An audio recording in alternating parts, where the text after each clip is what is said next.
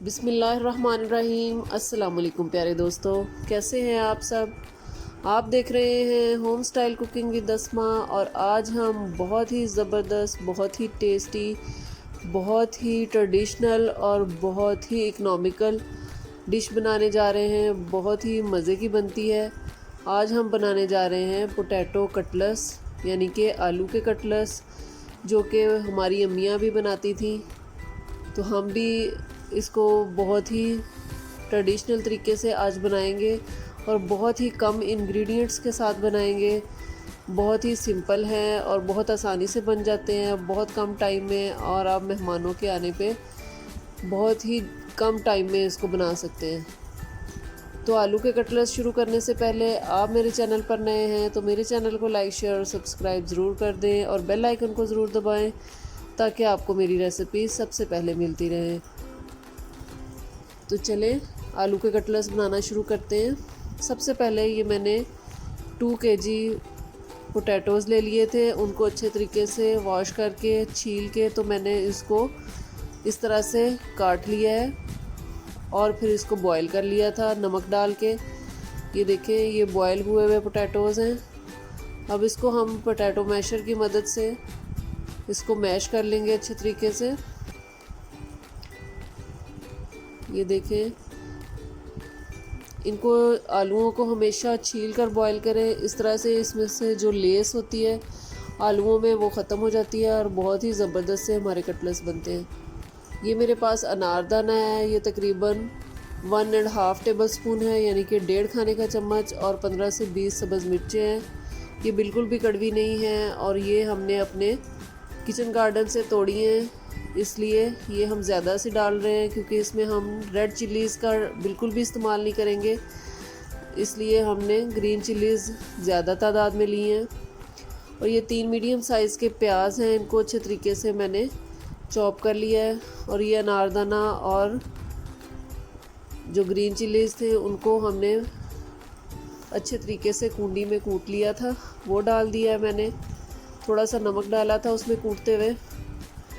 फिर हमने हस्बे ज़ायका इसमें नमक डालना है, आप अपने टेस्ट के हिसाब से डालें। 2 खाने के चम्मच इसमें मैंने खुश्क धनिया पाउडर शामिल किया है, 1 खाने का चम्मच गरम मसाला है, 1 खाने का चम्मच इसमें ज़ीरा पाउडर है, और ये धनिया, सब्ज़ धनिया है फ्रेश, और पुदीना, उसको मिक्स करके मैंने काट लिया था धो के,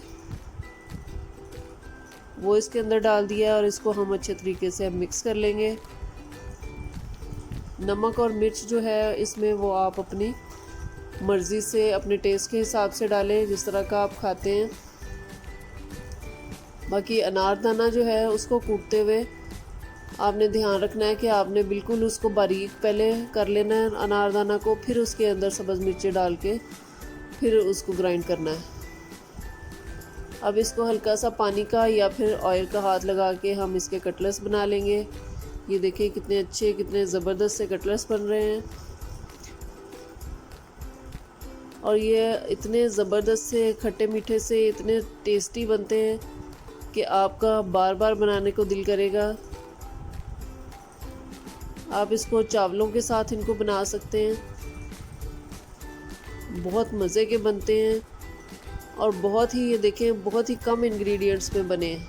बहुत ज़्यादा हमने इस पे ख़र्चा नहीं किया है, बहुत इकनॉमिकल हैं।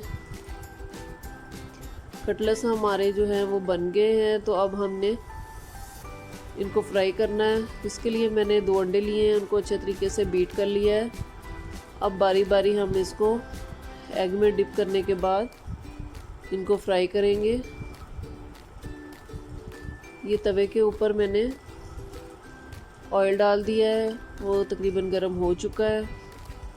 अब बारी बारी हम कटलेट्स जो हैं सारे इसके ऊपर डालते जाएंगे। तवा गरम करने के बाद हमने इसका जो फ्लेम है वो मीडियम लो रखना है।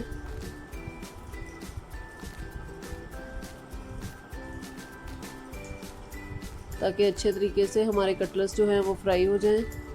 वैसे तो इसमें हर चीज़ जो है वो कुकड है, कुछ भी इसमें कच्चा नहीं है। तो अब इसको मीडियम फ्लेम पे इसको फ्राई कर लें। ये देखें, हमारे कटलेट्स जो हैं वो फ्राई हो चुके हैं दोनों साइडों से, बहुत ज़बरदस्त से ब्राउन हो चुके हैं, कलर आ चुका है इनके ऊपर। देखिए देखने में भी इतने टेस्टी लग रहे हैं।